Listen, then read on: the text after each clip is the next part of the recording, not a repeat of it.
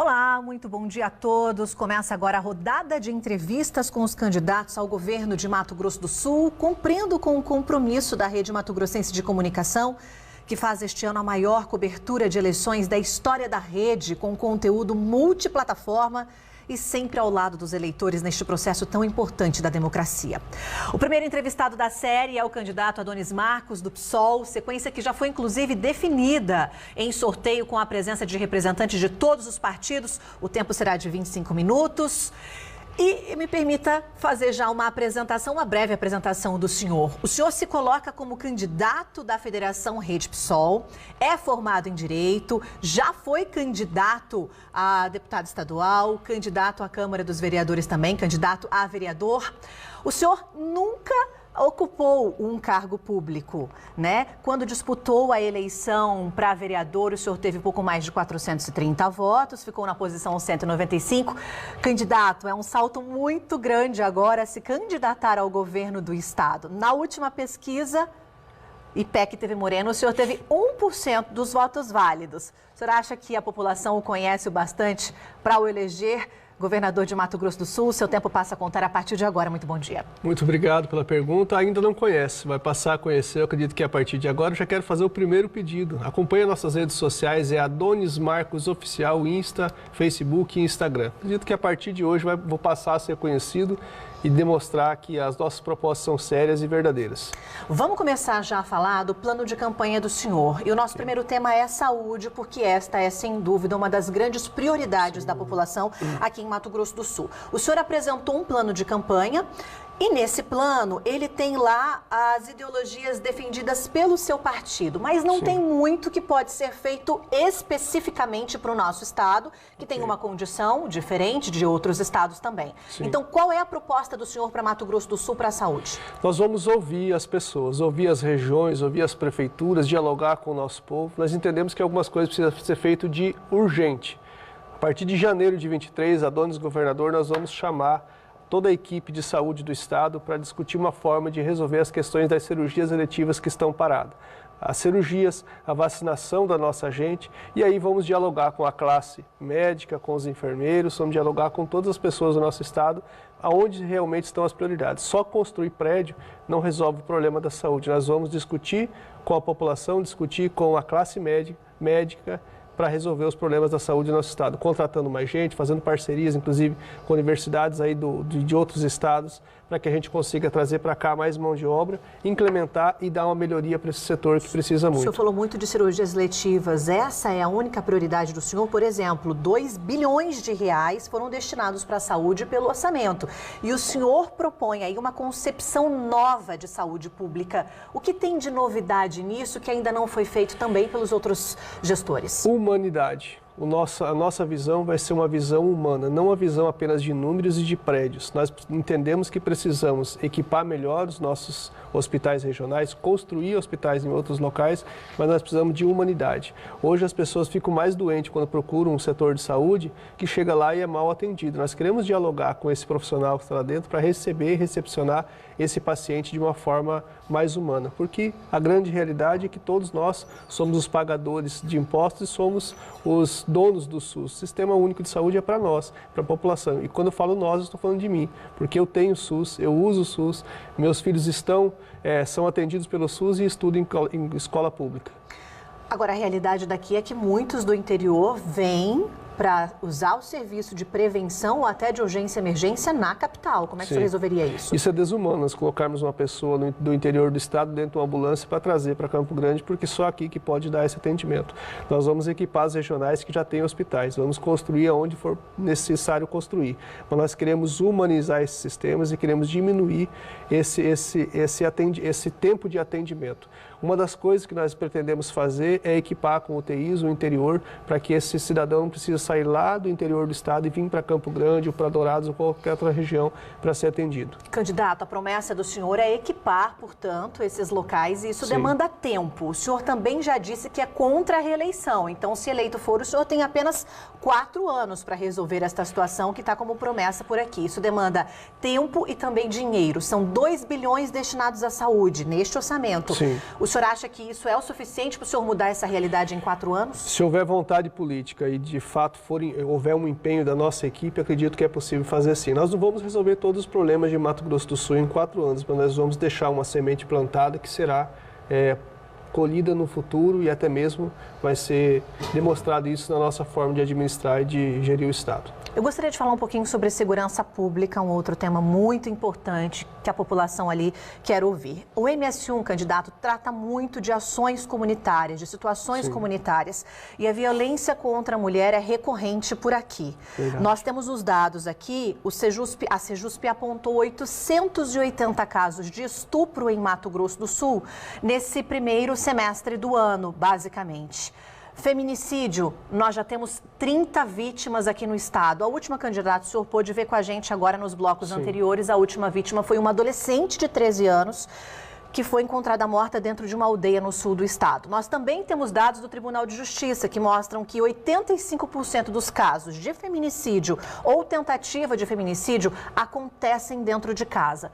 Como é que o senhor pretende mudar essa realidade para nós mulheres? O senhor vai falar agora com a grande maioria dos eleitores, Sim. porque nós mulheres somos a maioria nas urnas, representamos 52% dos Sim. eleitores. Sou filho de uma mulher e criado por uma mulher. Aos 7 anos de idade, minha mãe se separa com meu pai e nos criou, eu e minhas irmãs, sozinha, trabalhando na roça, trabalhando como merendeira. Então, eu tenho muito orgulho de dizer que eu fui criado por uma mulher. Nós vamos equipar as nossas delegacias e eu vou levar uma delegacia da mulher para os 79 municípios do nosso estado. Isso é possível, E candidato? é possível. Existe recurso, nós estamos falando de uma casa de mais de 25 bilhões de reais. O superávit desse estado é quase 2 bi. Para que ter lucro no Estado? O Estado não é empresa, não tem que lucrar. As pessoas têm que ser atendidas pelo Estado na reserva do mínimo. É o mínimo que eu tenho que dar para uma dona de casa, uma senhora que é espancada covardemente por um covarde dentro da sua casa. Ela tem que ter um atendimento. E ela não pode ser espancada na sexta e poder ser atendida na segunda-feira, tendo que esperar uma fila dentro da delegacia. Nós vamos dar esse atendimento 24 horas para todas as mulheres, dentro dos 79 municípios do nosso estado, inclusive nas áreas do interior, que acontecem essas violências que muitas vezes nem chega até as delegacias. O senhor está falando de um atendimento dentro da delegacia, mas e a segurança para elas? Nós vamos, se for preciso, comprar tornozeleiras, mais tornozeleiras. Na minha visão, se a justiça determinar, nós vamos ter esse equipamento, que muitas vezes o juiz não determina porque o Estado não tem como prever. Se o juiz determinar que esse agressor tem que usar tornozeleira, o Estado vai comprar. Nós vamos equipar as nossas polícias, nós vamos dar essa visão. Eu, quanto governador, vou conversar com a Polícia Militar, com a Polícia Civil, para dar essa proteção para as mulheres de uma forma mais eficiente. Aproveitando que o senhor está falando aí sobre a Polícia Militar, entre as propostas do senhor está a desmilitarização da Polícia Militar. O que significa isso, candidato, para o público de casa, para os eleitores entenderem? Nós queremos acabar com esse estigma da polícia da ditadura militar, da polícia que batia, que bate, que espanca o cidadão de periferia. Eu quero dar condição ao policial, que é um ser humano, uma pessoa muito inteligente, que estuda muito hoje. Para ser um PM, você tem que estudar pra caramba. Para ser qualquer agente público, você tem que estudar muito. Eu quero dar condição para que esse cidadão que está lá trabalhando, que ele também seja mais respeitado, mais valorizado. Nós vamos equipar com tecnologia, vamos colocar câmera nos coletes, câmera nas viaturas, para que saia aquela história, porque fez isso, fez aquilo, aquela troca de ofensa entre a população e o policial. Nós vamos equipar as nossas polícias e eu desmilitarizar, eu estou dizendo que eu vou dar condição ao policial militar que ele possa questionar uma autoridade, uma ordem direta que seja absurda, e até mesmo que ele possa tutelar o seu direito de greve, que é constitucional para todo trabalhador. Ele possa questionar e, inclusive, a sua questão salarial. Na prática, eles poderiam, inclusive, ser julgados por tribunais civis, certo? Para uma polícia que precisa manter a ordem da cidade diariamente, o senhor estava acompanhando também, inclusive aqui no jornal falamos sobre essa questão da segurança pública. Como o senhor, na prática, acha que isso pode ajudar na segurança pública? Para uma polícia que, para a população, precisa ser ostensiva e manter a ordem da cidade, situação como essa não seria levar para uma desordem? Eu acho que a ordem é ninguém passar fome. A ordem é ninguém ter que morar debaixo de um barraco de lona. A ordem é que todas as pessoas tenham um emprego. E eu vou respeitar o policial, vou respeitar o trabalhador, seja ele com farda, sem farda. Nós vamos respeitar todos os trabalhadores desse estado. Mas, para mim, a verdadeira ordem que tem que haver no país é emprego, democracia, direitos.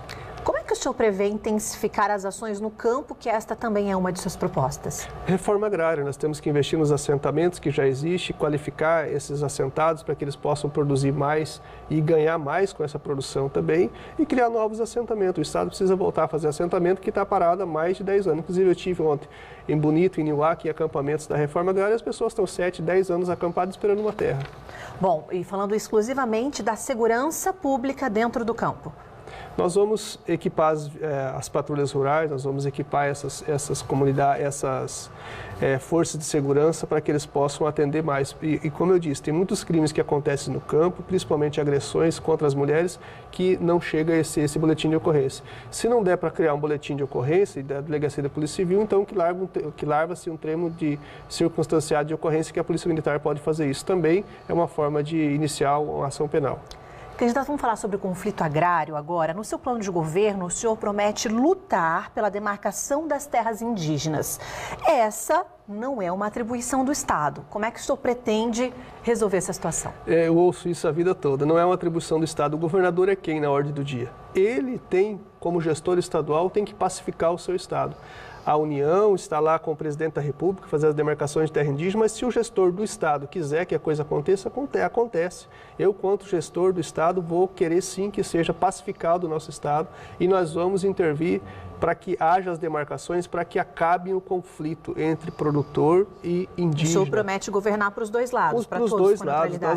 Nós não somos malucos de querer dizer, não tem que ter propriedade privada. A propriedade tem que haver, mas ela tem que cumprir função social e nós temos que respeitar que existe uma comunidade indígena que está crescendo todos os dias. Em Aquidauana, agora recentemente, um cidadão indígena veio falar para mim, olha, eu estou morando no terreno que era da minha mãe e agora meu filho vai casar, vou dar mais uma parte. E aí? Nós vamos inchando, a população cresce todos os dias. Também tem que crescer o território. Candidato, nós temos aqui neste vidro 5 questionamentos da população. Eles foram feitos com a neutralidade, podem ser lidos para qualquer candidato. Eu vou sortear 3 durante essa nossa conversa aqui. A pergunta vai aparecer no telão e ela não será lida para outro candidato, também, okay. Tá bom? Somente para o senhor. É a pergunta de número 2. O senhor pode acompanhar comigo aqui no telão. Quero saber dos candidatos como ficará a questão salarial dos professores convocados, visto que desde 2019 desenvolvemos as mesmas funções de um professor concursado com a mesma carga horária e recebemos menos. É a Lilian Alves de Castro, da cidade de Rio Verde de Mato Grosso, aqui em Mato Grosso do Sul. Muito bem. Lilian, pode ter certeza que eu assinei a carta de compromisso com a Federação dos Trabalhadores em Educação, com a FETEMES. Quero mandar até um abraço a todos os professores e profissionais de educação do nosso estado, administrativo. Aqui quem está falando é o filho de uma merendeira. Tenha certeza que nós vamos equiparar o salário do concursado com o contratado. Inclusive, a ideia nossa é trabalhar com menos contratados e mais concursados. Porém, até lá, nós vamos equiparar o salário. Aproveitando que a gente está falando sobre um tema abordado pela Lilian, a nossa telespectadora, quero falar sobre educação. O plano do senhor fala em educação pública e universal de qualidade em todos os níveis, integral e inclusiva. Sim. O senhor pretende fazer mais escolas de tempo integral e como trazer a inclusão também? No mínimo, uma escola de tempo integral para cada um dos 79 municípios. Nós precisamos dar opção para esse jovem, para esse trabalhador, para essa criança, em poder estudar em uma escola moderna, uma escola inclusiva, uma escola digital, uma escola de primeiro mundo. Nós queremos levar a nossa educação para esse nível. Eu quero levar a educação de Mato Grosso do Sul nos próximos 4 anos para 50 anos no futuro. Uma escola que vai ter condições, inclusive, das crianças fazer aulas no projeto do metaverso. Eu quero modernizar. Como sou o candidato mais jovem, também quero inovar na educação, mas principalmente dar condições para que o filho do pobre possa ter a mesma condição de competitividade com o filho da classe média e do rico. Bom, se o senhor diz ser o mais moderno, eu acho que o senhor também pensa em tecnologia, né? Mas hoje a realidade é, enquanto muitas crianças têm acesso à tela de um smartphone, dentro de sala de aula ainda, infelizmente, a maioria se vê diante de uma lousa e de um giz. Como é que o senhor pretende mudar essa realidade da tecnologia, principalmente dentro da escola pública, onde, no geral, essa tecnologia ainda não chegou? Está chegando o 5G no nosso estado e nós queremos levar isso para todas as cidades de Mato Grosso do Sul. Inclusive, quero levar a internet para as escolas rurais dos assentamentos e das aldeias indígenas. Nós vamos modernizar. Nós não podemos ficar parados numa escola do passado. Eu já fui educador em sala de aula, ajudei a criar a primeira escola itinerante do estado do Paraná, sei muito bem o que precisa um educando em sala de aula, mas isso também começa pela valorização desse profissional que está ali dando a sua vida, porque o professor, o educador, ele é comprometido com a causa. Nós vamos cuidar de todos e principalmente das nossas crianças, dos nossos jovens. Candidato, algumas das perguntas aqui, temas abordados, o senhor já respondeu para outros veículos, inclusive aqui da Rede Mato Grossense de Comunicação. Sim. O senhor já esteve na Rádio FM, já participou de um debate, mas é a primeira vez que o senhor se dirige ao público do MS1 para também falar sobre algumas de suas propostas. E um dos temas agora pode ser que seja um tema um pouco polêmico que o pessoal de casa quer entender. Por exemplo, está no seu plano de governo revogar a reforma da Previdência em Mato Grosso do Sul. O Estado alega que ele não consegue fechar a conta todos os meses, que só tem Previdência a partir desta reforma. Como o senhor resolve isso e de onde viria, portanto, esse dinheiro do déficit? A resposta praticamente você me deu. O Estado alega. Só que teve outras alegações que não foram observadas. Existem muitas instituições que questionou. Os dados estão com eles. Eu vou revogar porque não é justo de 3% para 14%, para uma pessoa que pagava 11%, ele paga 14% agora, para quem não estava, de 0 a 3 salário mínimo, não estava nessa questão da Previdência, agora passa a construir, bota-se a tropa de choque na frente da Assembleia Legislativa e a população que aceite. Não, nós vamos dialogar. Lógico que eu não vou ser maluco de fazer renúncia fiscal, até mesmo porque entendo da lei, isso que eu ia perguntar da lei de improbidade administrativa. Conta, né? Sim, fizemos essa conta. O Estado é um Estado superavitário. O Estado é um Estado que vai ter mais de 25 bilhões de reais de orçamento para o ano que vem. Nós vamos enxugar o Estado e vamos administrar com seriedade. A má administração é pior do que roubo. E se o senhor precisar trazer o valor para cumprir esse déficit, viria de onde? Nós vamos modernizar o nosso Estado e vai vir muita empresa para cá. Então, o problema não é a questão de aumentar impostos, é desenvolver o Estado e dar condição para que novas empresas, novas pessoas venham para cá. É gerar emprego. Automaticamente vai aumentar e melhorar a renda das pessoas. Ainda mantendo nessa proposta de revogação, não se governa por meio de decreto, candidato. O senhor vai precisar da Assembleia para poder aprovar tudo. Como é que o senhor acha que o senhor avança nesse caso? Vou dialogar com os deputados estaduais. Logo agora, confirmado a minha eleição, eu, Adonis eleito governador, já vou começar a dialogar com todos os deputados que vão assumir. Nós vamos fazer concessões, sim. Não adianta dizer que vai governar sozinho, porque isso é falácia. Depois muda a eleição, está todo mundo junto. Nós vamos dialogar com toda a classe política, vamos abrir espaço para todo mundo. Se todo mundo não quer o melhor do nosso Estado, então vamos governar junto. Agora, algumas questões a gente não abre mão. Saúde, educação, segurança, habitação, essas coisas nós queremos direcionar dentro do nosso Estado. Aproveitando que o senhor está falando sobre habitação, foi a deixa que o senhor me deu aí, no seu plano de governo o senhor pretende impedir despejos de famílias que estejam em áreas de ocupação, garantindo a elas moradia. A gente sabe que muitas dessas áreas, candidatos, são áreas de propriedades privadas. Sim. Fazer isso não significa, se comprometer a fazer isso não significa um desrespeito à propriedade privada? Não, acho que desrespeitar a propriedade privada não está acima da dignidade da pessoa humana. Eu não estou de nenhuma forma fomentando a ideia de ocupações, de invasões. Lamento a forma truculenta que trataram os antecessores. Eu não vou tratar dessa forma. Nós vamos acabar com as favelas, sim, mas dando dignidade, dando casa para as pessoas, não mandando lá um despejo, igual aconteceu recentemente em Campo Grande com a ocupação lá do Paris. Nós vamos cuidar das pessoas, nós vamos dar dignidade para as pessoas e queremos construir 10 mil novas unidades habitacionais ano. Tem dinheiro para isso e eu tenho competência para fazer. Nesse processo ainda o senhor também vai precisar dialogar com os municípios, caso essas áreas sejam de poder dos municípios. Vou sair daqui, vou a Brasília, vou lá conversar com certeza com o Lula, que será o próximo presidente, vou pedir dinheiro para construir a habitação do Estado, vou dialogar com as prefeituras, vou dialogar com as comunidades e vou também me comprometer financeiramente com essa bandeira, porque é uma bandeira que eu acredito que de verdade precisa resolver. Não pode ficar 80 mil pessoas esperando uma casa, enquanto o Estado guarda 2 bilhões no cofre no final do ano. Esse é o levantamento que o senhor fez aí, de 80 mil famílias? 80 mil, na verdade, é os que estão lá, mas se for colocar é muito mais do que isso. Nós queremos, no mínimo, zerar aí 50% desse déficit que é atual. Vou sortear mais uma pergunta aqui dos nossos telespectadores, para quem está chegando agora. São perguntas neutras que poderão ser direcionadas a qualquer candidato, porém elas não serão repetidas aqui. 3 delas serão respondidas pelo candidato Adonis e é pergunta de número 4 agora na nossa tela. Sou cadeirante e nós precisamos de um projeto que nos ajude a financiar a reforma de nossas casas para torná-las acessível e assim melhorar a nossa própria qualidade de vida. O que pensa sobre isso é o Paulo Vieira, aqui de Campo Grande, candidato. Muito bem.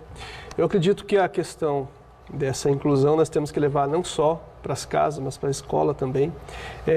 Essa questão da reforma. Nós tivemos recentemente um problema desse em casa, foi até pertinente. Meu sogro teve um AVC e ficou cadeirante, está cadeirante, inclusive quero mandar um abraço para o meu sogro que está me assistindo nesse momento. E nós vimos a grande dificuldade de conseguir transitar com ele dentro de casa. Nós tivemos que mudar de casa, inclusive. Eu morava no Brasil, passei para Santa Luzia justamente por causa disso. A gente não conseguia transitar com ele. É uma necessidade muito real. Só quem passa por isso sabe dessa grande necessidade que tem. Nós vamos dar muito empenho, nós vamos criar um projeto para que isso seja possível para todas aquelas pessoas que têm essa deficiência. Isso que o Paulo citou, um apoio para que eles consigam reformar suas próprias casas. Não só apoio, um comprometimento com essas pessoas, com essas famílias que têm pessoas portadoras de deficiência em casa. Vamos passar a falar agora de emprego e renda, porque estamos falando aí de dificuldades que a população sofre. Emprego e renda é uma delas. Geração de emprego é o nosso tema, candidato. Os mais recentes dados do CAGED aqui em Mato Grosso do Sul mostram que nós tivemos nos primeiros 6 meses deste ano mais contratações do que demissões, mas a gente não pode se orgulhar muito porque os números ainda são altos. 184 mil pessoas perderam seus empregos. Qual é a proposta do senhor para melhorar este cenário? E o senhor cita ainda numa proposta de economia solidária e cooperativismo. Como isso vai funcionar? Nós temos que resolver a questão fiscal do Estado. Nosso Estado é um dos estados que mais cobra impostos no país. Não dá para trazer para cá um investidor com a carga tributária tão alta. Regime especial do que a gente viu no passado aí foi corrupção dentro desse meio. Nós queremos qualificar a nossa mão de obra e vamos dar essa segurança também ao empresário para que ele possa vir para o estado de Mato Grosso do Sul, que ele vai ter infraestrutura, que ele vai ter uma carga tributária justa e que ela vai ter uma população que está capacitada pelo governador, pelo estado, para atender a demanda que ele tiver. No seu plano de governo, o senhor também fala em ampliar a fiscalização para a situação aí de pessoas que vivem num regime análogo à escravidão. Isso é incumbência do Ministério Público do Trabalho. Como o senhor pretende ajudar nisso também? O nosso estado é um estado que, vergonhosamente, teve muitas propriedades colocadas na lista suja do trabalho escravo. E a gente sabe que muitas dessas questões acontecem nos municípios e que nem sempre o Ministério do Trabalho consegue chegar lá. O Estado também vai favorecer, se for o caso de viaturas, se for o caso de fiscais, o que a gente puder fazer para ajudar. O que nós não podemos admitir é que trabalhadores estejam trabalhando no século XXI de uma forma análoga à escravidão. Vou sortear a última pergunta aqui dos nossos telespectadores. No telão os números aparecerão também. Opa, rasguei um pouquinho aqui, mas a gente vai conseguir ver aqui, ó. Pergunta de número 1. Muito bem. É a última de hoje, faltando pouco menos de 5 minutos para o nosso término de entrevista, candidato. A pavimentação da MS 244, que liga a MS 080 ao Taboco, já foi promessa de governos anteriores. Essa pavimentação da 244 vai sair do papel? É a pergunta da Daiane Rezende, do distrito de Taboco, em Corguinho. Muito bem, Daiane. Quero mandar um abraço para Taboco. Ajudei a construir um assentamento, o assentamento Liberdade Camponesa, que está aí entre Corguinho e Taboco. Está nessa via de Rochedo a Taboco. Com certeza me comprometo com essa construção da SMS, mas quero construir melhor do que está sendo construído. As nossas MS não têm acostamento, tem áreas, por exemplo, você pega aqui aquela via do Quebra-Coco, teve muitos acidentes, muitas vidas foram perdidas ali. Nós queremos e vamos construir, mas vamos construir também os acostamentos, que, na meu ver, está faltando isso dentro do Estado. Falando em estrada aí, candidato, de maneira geral, os governos não conseguem manter as estradas do jeito que elas deveriam. O senhor é a favor ou contra as privatizações que podem ajudar nessas manutenções também? Nas vias federais, que eu acredito que são as mais viáveis, nós não vamos ter objeção. O problema é que quando transfere para a iniciativa privada, dá lucro e as coisas conseguem fluir. Por que isso não consegue ser quando é administrada pelo Estado? Por que obra pública é tão emblemática? Por que a gente sabe quando começa e nunca termina? Eu quero entender por que o metro quadrado de uma construção de um prédio particular é o valor X e no prédio público é valor Y. Essas coisas que a gente tem que resolver dentro do nosso Estado. E ainda falando de privatizações, já para a reta final, os recursos são importantes também para ampliar a rede de água e esgoto. Como o senhor faria isso se não houver privatização? Eu não quero trabalhar essa questão da privatização nem dizer que sou um radical, que sou anti-privatização totalmente. Nós precisamos entender que algumas coisas, a meu ver, não se privatizam. Energia, petróleo, soberania. Tudo que der a nossa soberania não pode estar na mão de terceiro. Mas tudo vai ser feito um estudo dentro de um patamar lógico e, se for viável, nós vamos abrir concessões, sim. Para o meio ambiente, candidato, na área ambiental, o seu projeto prevê uma construção de relação de envolvimento com o meio ambiente. Para essa questão das queimadas, como o senhor pretende prevenir as queimadas que todos os anos castigam, por exemplo, a nossa planície pantaneira? Nós vamos equipar o nosso Instituto de Meio Ambiente, nós vamos comprar mais aeronaves, nós vamos trabalhar com essa questão da comunidade civil, da população civil, treinando, criando mais brigadas. Nós queremos fazer o acero e não apagar o fogo. Não podemos mais admitir que o mundo veja a nossa onça baleada, a nossa sucuri carbonizada, o nosso jacaré tendo que se deslocar de onde seria o seu habitat natural até uma fazenda para conseguir beber água numa poça. Tem um levantamento? Nós estamos trabalhando todos os dados do Estado hoje. Acredito que é possível, com o orçamento que temos, mas provavelmente no próximo nós vamos colocar muito mais orçamento para que a gente consiga resolver de uma vez por todas essa situação das queimadas no Pantanal. E no Cerrado? Nós acreditamos também que é o seguinte: tudo hoje é possível ser feito, desde que tenha vontade política e tenha sensibilidade com o que está acontecendo. E na pesca dos nossos rios, qual é a proposta do senhor em relação a isso? Nós temos que preservar os nossos rios, evitar que haja cada vez mais esse assoreamento.